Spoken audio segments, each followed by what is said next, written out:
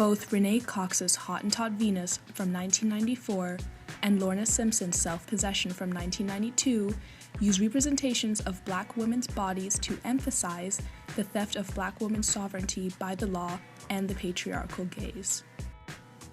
Lorna Simpson is a Black woman artist from New York, known for her use of text and photography.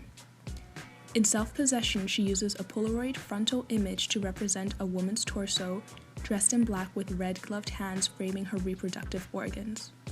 Over her abdomen, the words, "is 9/10 of the law" are displayed in white text. The use of the color red evokes the notion of blood and draws the focus of the image to the reproductive organs. The possessive placement of the hands is asserting ownership of the body, while the title and the text of this work focus on property rights. It raises the question of who's granted sovereignty over their own body, and how do you prove that your body is your own? The statement, 9/10 of the law, refers to the idea that ownership is easier to maintain if one has possession of something, or difficult to enforce if one does not. It is emphasizing the legal truth that every claimant must succeed by the strength of his own title, and not by the weakness of his antagonists. This can be further unpacked by looking at Cheryl Harris's Whiteness as Property. The text addresses the notion that through slavery, race and economic domination were fused. She addresses that whiteness was seen as a legal status that guaranteed a person legal rights to their property, that is, all of a person's legal rights. Whiteness acted as a protection to commodification. And defining whiteness was not a strict science and decided by what was accepted as common sense. The law legitimated the use of Black women's bodies as factories for enslaved property, as a means of increasing white slaveholders' property.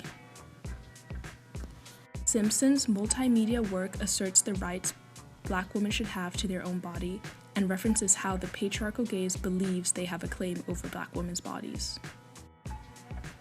Renee Cox is a well-known Jamaican-American artist whose work is often focused on the human body.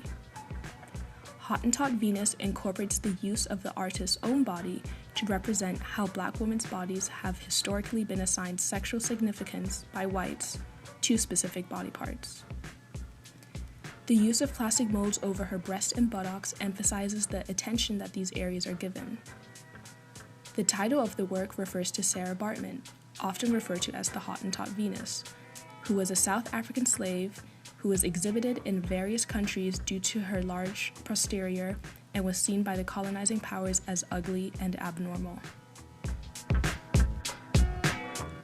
The use of manufactured material on the breast and buttocks also exemplifies the notion of a capitalized produced gaze of a patriarchal society.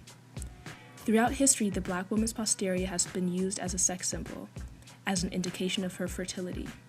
The use of Renee Cox's body and subject position within the work asserts how the history of Sarah Bartman influences Black women of the diaspora. The use of black and white photography adds a timelessness to the piece, adding to its relevance.